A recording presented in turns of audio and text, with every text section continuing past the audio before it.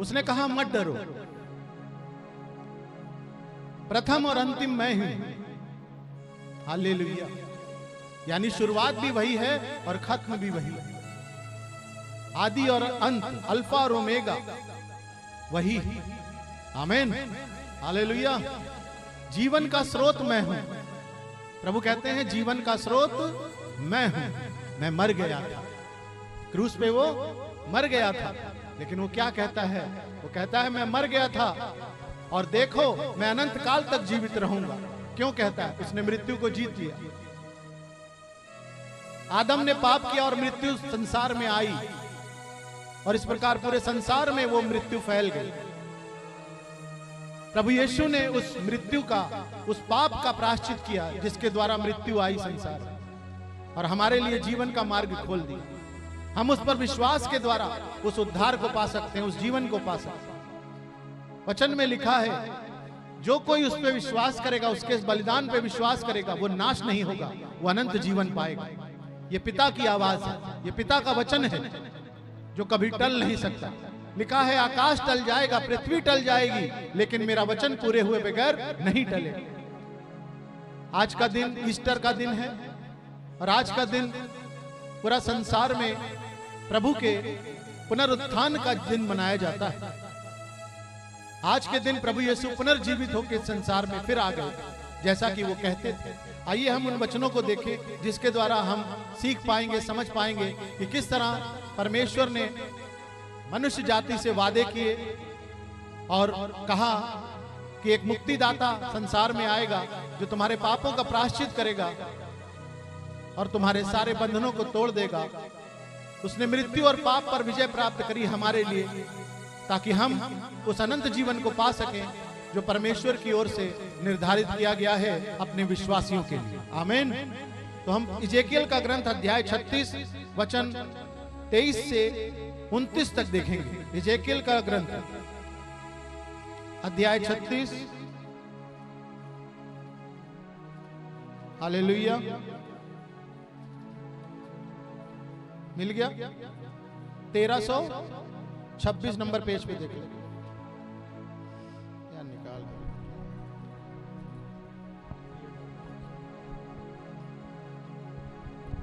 Hallelujah. मिल गया आप सबको? इजेकियल का ग्रंथ अध्याय 36 23 से 29 तक पढ़ेंगे।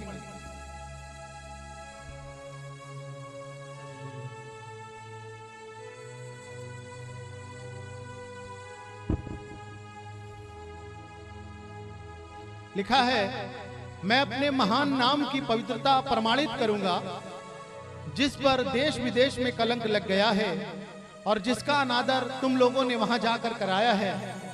जब मैं तुम लोगों के द्वारा राष्ट्रों के सामने अपने पवित्र नाम की महिमा प्रदर्शित करूंगा, तब वे जान जाएंगे कि मैं ही प्रभु हूं। हालेलुया। वचन को ध्यान से सुनिएगा। परमेश्वर ने कहा है कि मैं अपने महान नाम की पवित्रता को प्रमाणित करूंगा, मतलब मैं उसका साक्ष्य पेश करूंगा और तुम जान जाओगे कि मैं ही प्रभु हूं। आमीन। लिखा है मैं तुम लोगों को राष्ट्रों में से निकालकर और देश विदेश से इकट्ठा करके तुम्हारे अपने देश वापस ले जाऊंगा। मैं तुम लोगों पर पवित्र जल छिड़कूंगा और तुम पवित्र हो जाओगे। हालेलुया। कौन सा पवित्र जल छिड़केंगे प्रभु? ये पवित्र आत्मा के विषय में कहा जा रहा है। हालेलुया। प्रभु हमें अपनी पवित्र आत्मा देगा, यानी वो अपना पवित्र जल मुझ पे छिड़केगा और क्या होगा? हम पवित्र हो जाएंगे। हालेलुया। आमीन। आगे कहता है मैं तुम लोगों को तुम्हारी सारी अपवित्रता से और तुम्हारी सब देव मूर्तियों के दूषण से शुद्ध कर दूंगा। हालेलुया। मैं तुम लोगों को एक नया हृदय दूंगा और तुम में एक नया आत्मा रख दूंगा। आमीन। प्रभु हमें एक नया हार्ट देगा, एक नया दिल देगा, तभी तो हम नई सृष्टि बनेंगे। पुराना दिल नहीं चलेगा, वो संसारिक दिल है, पाप से भरा हुआ, अधर्म के कामों से भरा हुआ। तो प्रभु कहता है मैं तुम्हें एक न्यू हार्ट दूंगा एक न्यू सोल दूंगा, एक नया आत्मा दूंगा। और क्या करोगे तुम? मैं तुम्हारे शरीर से पत्थर का हृदय निकाल कर तुम लोगों को रक्त मांस का हृदय प्रदान करूंगा। मैं तुम लोगों में अपना आत्मा रख दूंगा, जिससे तुम मेरी संहिता पे चलोगे और ईमानदारी से मेरी आज्ञा का पालन करोगे। हालेलुया। वो हार्ट इसलिए दिया जा रहा है परमेश्वर की ओर से, वो पवित्र आत्मा इसलिए दिया जा रहा है कि हम ईमानदारी से परमेश्वर की आज्ञा का पालन करेंगे और प्रभु के वचन को मानेंगे। हालेलुया। ये एक सच्चाई है, जिसको प्रभु अपना आत्मा देता है, अपना हृदय देता है, वो प्रभु का हो जाता है। उसका उद्देश्य संसार की चीजों को पाना नहीं होता, उसका उद्देश्य संसार को बचाना होता, उसका उद्देश्य आत्माओं को बचाना होता। और आत्माओं को बचाने के लिए हमें प्रभु यीशु के पास आना पड़ता है, प्रभु यीशु से प्रार्थना करना पड़ता है, पश्चाताप करना पड़ता है, और उस बलिदान पे जो यीशु मसीह ने इस संसार के लिए दिया है, उस पर विश्वास करना होता है। और विश्वास करना होता है कि यीशु जी उठा है। हालेलुया।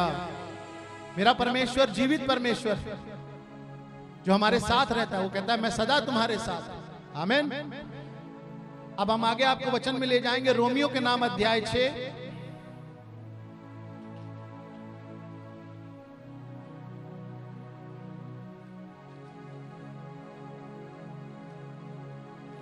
इसको थोड़ा और पढ़ लेते हैं, मैंने अभी 27 तक पढ़ा है। आगे लिखा है, तुम लोग उस देश में निवास करोगे जिसे मैंने तुम्हारे पूर्वजों को दिया, तुम मेरी प्रजा होगे और मैं तुम्हारा ईश्वर होऊंगा। हालेलुया।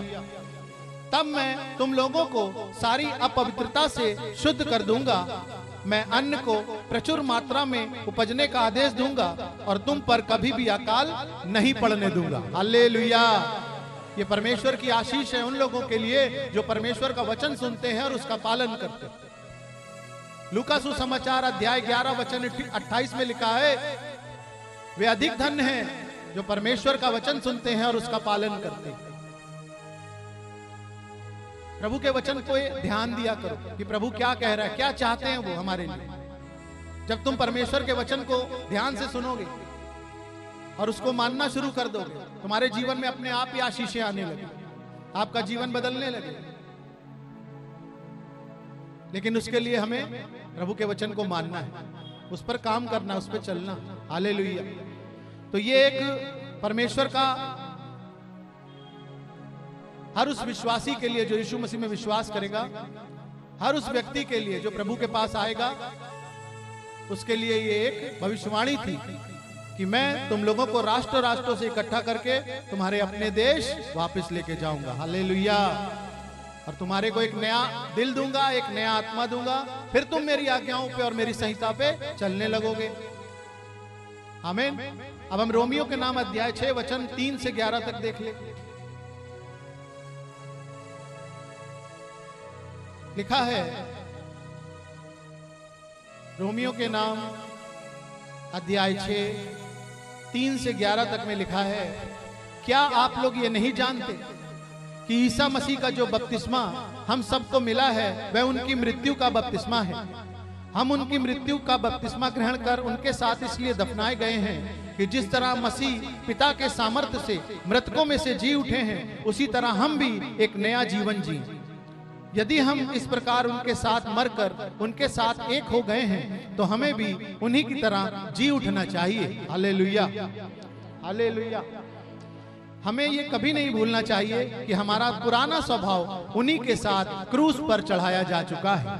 मसीह में आने के बाद अब आपका पुराना स्वभाव नहीं चलना चाहिए। जिस तरह संसार का स्वभाव है, वो स्वभाव आप में नहीं होना चाहिए। आपका स्वभाव पवित्र होना चाहिए, मसीह के जैसा होना चाहिए, प्रेम करने वाला, क्षमा करने वाला, दीनहीन, निर्मल हृदय, हाँ, भलाई के काम करने वाला और किसी के लिए भी बुरा ना सोचने वाला। ऐसा हृदय मसीह का है। संसारिक हृदय अलग तरह से सोचता है, वो संसार की अभिलाषाओं में लिप्त रहता है और उसके लिए वो पाप भी करता है। लेकिन मसीह का वचन कहता है कि अब से तुम पाप नहीं करना। आमीन। तो मसीह हमें सिखाता है कि हमें पाप नहीं करना। और संसार में क्या सिखाया जाता है?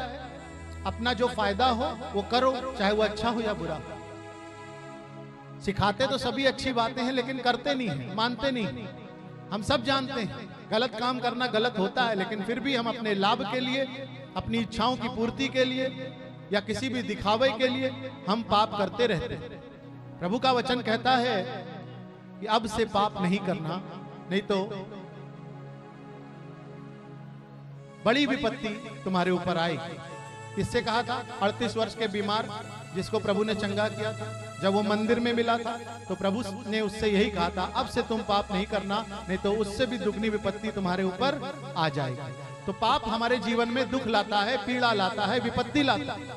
इसी पाप को परमेश्वर चाहता है हम छोड़ दें, हम ईमानदारी से जीवन जिए। हमारा जीवन परमेश्वर के लिए पवित्र किया गया है, हमारे पापों को क्षमा किया है प्रभु ने, तब हम दोबारा पाप कैसे करें? हालेलुया। तो आगे वचन में लिखा है, हमें कभी नहीं भूलना चाहिए कि हमारा पुराना स्वभाव उन्हीं के साथ क्रूस पर चढ़ाया जा चुका है, जिससे पाप का शरीर मर जाए और हम फिर पाप के दास ना बने। देखिए, जो भी व्यक्ति पाप करेगा वो पाप का गुलाम बन जाएगा। पाप एक ऐसी समस्या है, ऐसी प्रॉब्लम है, अगर आप उसके साथ में जुड़ेंगे तो आप गुलाम हो जाएंगे उसके। कोई भी पाप निरंतर करते रहेंगे तो उसके आप गुलाम हो जाएंगे, फ्रीडम चला जाएगा। आमेन। तो वचन कहता है पाप से दूर रहो। लिखा है, हमें विश्वास है कि यदि हम मसीह के साथ मर गए तो हम उन्हीं के जीवन के भागी होंगे, क्योंकि हम जानते हैं कि मसीह मुर्दों में से जी उठने के बाद फिर कभी नहीं मरेंगे। Hallelujah, hallelujah. अब मृत्यु का उन पर कोई वश नहीं है। देखिए, संसार में मनुष्य के ऊपर मृत्यु का वश, एक दिन उसे मरना ही है। क्यों मरना है? क्योंकि आदम ने पाप किया, लेकिन मसीह ने उस पाप का प्रायश्चित किया। इसलिए प्रभु का वचन कहता है, यदि कोई मुझ पे विश्वास करता है, यीशु मसीह कहते हैं, यदि कोई मुझ पे विश्वास करता है तो वो मर भी जाए तो भी जीवित रहेगा। हालेलुया। यानी वो आत्मा नाश नहीं होगी, वो परमेश्वर के पास सुरक्षित रहेगी, परमेश्वर के साथ रहेगी। लेकिन जो पाप में मरेंगे वो नरक जाएंगे, वो आत्मा नाश होंगे। हालेलुया। तो लिखा है, क्योंकि हम जानते हैं कि मसीह मृतकों में से जी उठने के बाद फिर कभी नहीं मरेंगे। अब मृत्यु का उन पर कोई वश नहीं है। वह पाप का हिसाब चुकाने के लिए एक बार मर गए। हमारे पापों का हिसाब चुकाने के लिए एक बार मर गए और अब ईश्वर के लिए ही जीते हैं। आप लोग भी अपने को ऐसा ही समझें, पाप के लिए मरा हुआ और ईसा मसीह में ईश्वर के लिए जीवित। हालेलुया। तो हमें पाप के लिए तो मर जाना है, लेकिन प्रभु के लिए जी उठना। आमीन। अब मैं आपको ले जाऊंगा लूका सुसमाचार अध्याय 18 वचन 32 से देखिए। लूका सुसमाचार अध्याय 18। हालेलुया।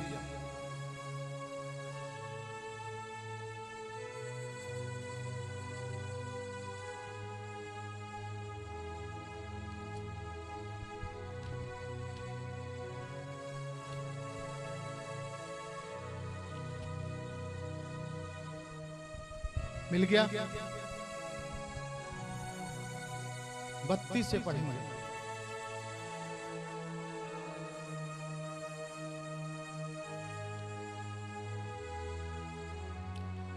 प्रभु के दुख भोग की तीसरी भविष्यवाणी है ये। 3 भविष्यवाणियां हुई थी। उन्होंने कहा था,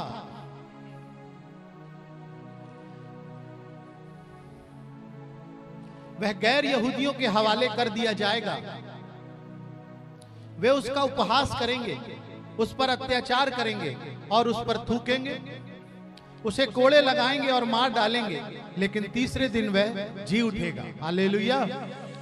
प्रभु यीशु ने ये बार बार अपने शिष्यों को ये बात कही थी कि वो शास्त्रियों और फरीसियों और अन्य जातियों के हाथ में सौंप दिया जाएगा। वे उसे मारेंगे, कोड़े लगाएंगे और हाथ पैरों में कीले ठोक कर क्रूस पर टांग देंगे, लेकिन वो तीसरे दिन मुर्दों में से जी उठेगा। आज वही दिन है जिस दिन वो जी उठा।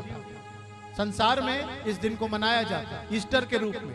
तो ईस्टर में क्या है कि प्रभु यीशु ने मृत्यु और शैतान पर विजय प्राप्त करी, पाप पर विजय प्राप्त करी और फिर से जीवित हो गए। Hallelujah, hallelujah. मत्ती सुसमाचार 28 वचन 1 से 10 तक।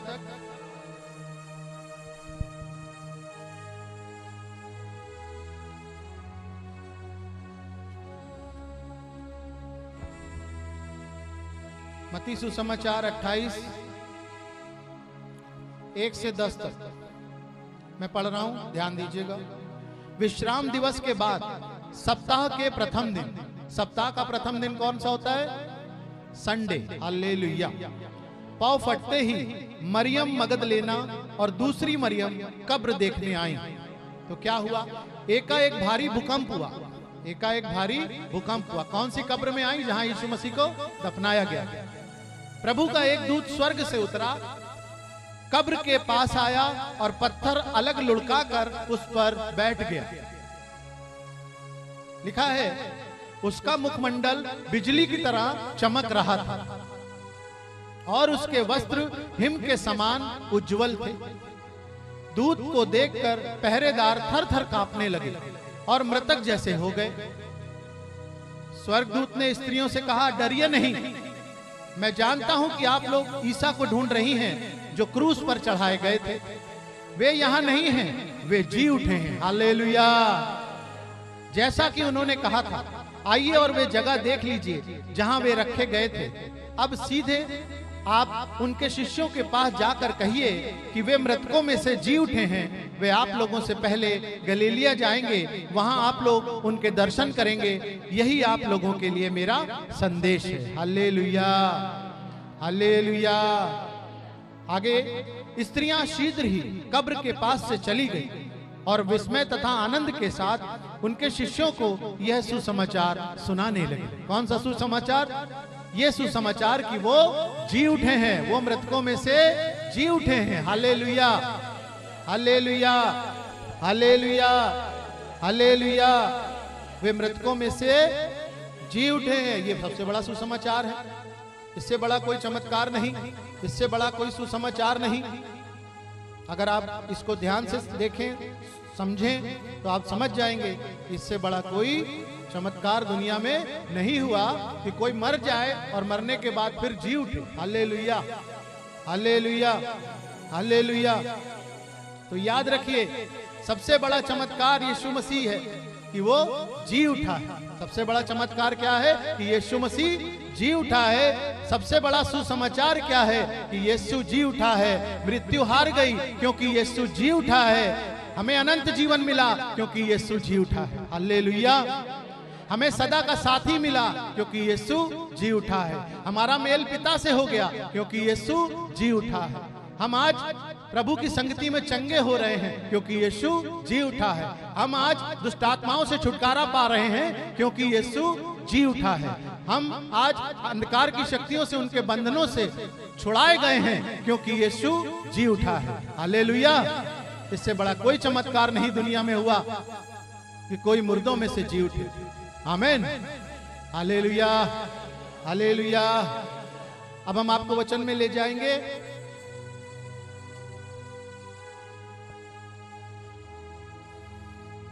मत्ती सुसमाचार अध्याय 28 16 से 20 तक देखना।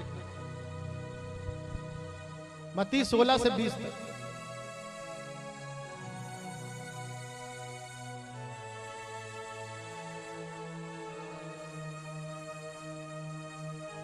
लिखा है, तब 11 शिष्य गलीलिया की उस पहाड़ी के पास गए जहां ईसा ने उन्हें बुलाया था।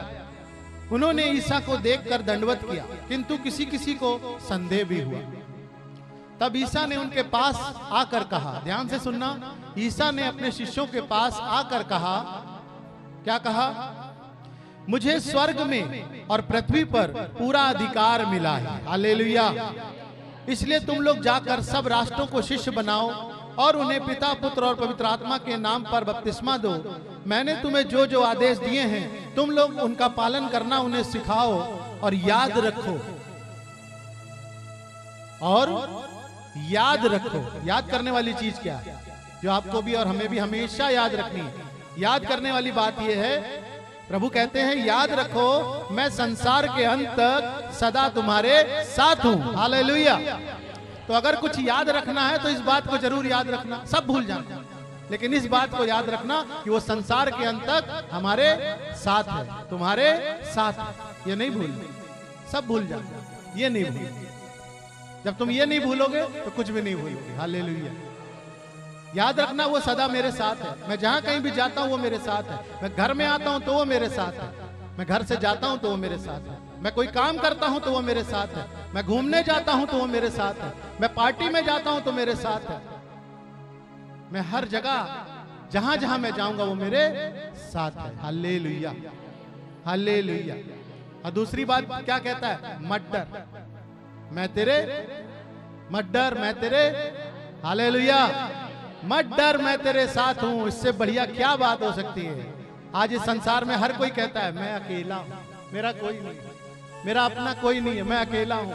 लेकिन मैं आपसे कहता हूं यीशु मसीह का ये वचन याद रखना, मत डर मैं तुम्हारे साथ हूं। तो फिर क्यों कहें हम अकेले हैं? हम अकेले नहीं है, हम डबल है, मैं और मेरा प्रभु। हालेलुया। वो कभी मुझे नहीं छोड़ता, मैं उसे नहीं छोड़ता। ये प्यार हो गया ना उससे, हाँ, मुझे उससे प्यार हो गया। पूजा आराधना तो बात की बात, वो तो मैं शुरू में करता था, लेकिन करते करते करते करते क्या हो गया? मुझे उससे प्यार हो गया।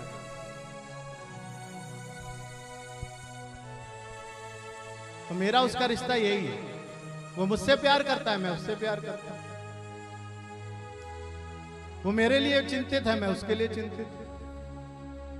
वो मुझे ध्यान करता है, मेरा ध्यान उसकी ओर जाता है ना। हाँ, अब हर पल हमारा ध्यान किधर रहता है? प्रभु की ओर। अब नहीं लगता कि मैं अकेला हूं, अब नहीं लगता कि मेरा कोई नहीं है। ये संसार मेरा है, ये स्वर्ग मेरा है, स्वर्ग के सारे दूत मेरे हैं, क्योंकि प्रभु मेरा है। हालेलुया। तो मैं क्यों घबराऊं, मैं क्यों डरूं, मैं क्यों कहूं मैं अकेला हूं? मेरे शब्द अब अकेले के लिए नहीं। अब मैंने हमेशा यही कहना है कि मैं अकेला नहीं, मेरा प्रभु मेरे साथ है। हर पल हर क्षण वो मेरी अगुवाई करता, हर क्षण वो मुझे सींचता है, और मेरी आत्मा उसके लिए भूखी और प्यासी है। Hallelujah, hallelujah. प्रभु का वचन कहता है जिस तरह हिरनी पानी के लिए तड़पती है, जब उसको प्यास लगती है तो वो पानी के लिए तरसती है, पानी खोजती है, उसी प्रकार मैं भी प्रभु तेरे लिए प्यासा, है ना। तो मेन बात ये, क्या आप प्रभु के लिए प्यासे हैं? क्या आप अपनी चंगाई के लिए और अपनी सांसारिक चीजों को पाने के लिए प्रभु के पास आ रहे हैं? क्या आप प्रभु के लिए प्रभु के पास आते हैं? है ना, प्रभु यही देखता है, क्या तुम मेरे लिए मेरे पास आते हो कि संसार के लिए मेरे पास आते हो? तो दो प्रकार के लोग हैं, कुछ संसार के लिए प्रभु के पास आते हैं, कुछ प्रभु के लिए प्रभु के पास आते हैं। तो आप किन में से हैं, ये आप जानते हो या प्रभु जानता हो? ठीक है ना। तो मैं तो प्रभु के लिए प्रभु के पास आता हूं, क्योंकि संसार की चीजें मैं पा चुका। अब मुझे संसार की चीजों को पाने का कोई शौक नहीं है। जो मिलता है जय यीशु की, है ना, क्योंकि मैं जानता हूं मुझे मांगना नहीं है, क्योंकि पिता मेरे मांगने से पहले जानता है कि मुझे किस चीज की आवश्यकता है। तो जब मेरा पिता मेरा इतना ख्याल रखता है, वचन में लिखा है कि वो हमारा ध्यान रखता है, उसे चिंता है हमारी, तो हमें अपनी चिंता करने की कोई जरूरत अब नहीं है। मेरी चिंता कौन करता है? पिता, प्रभु करता है मेरी चिंता। तो मैं क्यों डरूं, मैं क्यों घबराऊं, मैं क्यों परेशान हूं? मुझे मार्था नहीं बनना, मुझे मरियम बनना। मार्था से प्रभु ने कहा था, हे मार्था, हे मार्था, तू बहुत सी बातों की चिंता करती है, लेकिन एक ही बात आवश्यक है जो मरियम ने चुन लिया। उस भाग को मरियम ने चुन लिया। आवश्यकता किस बात की हमें?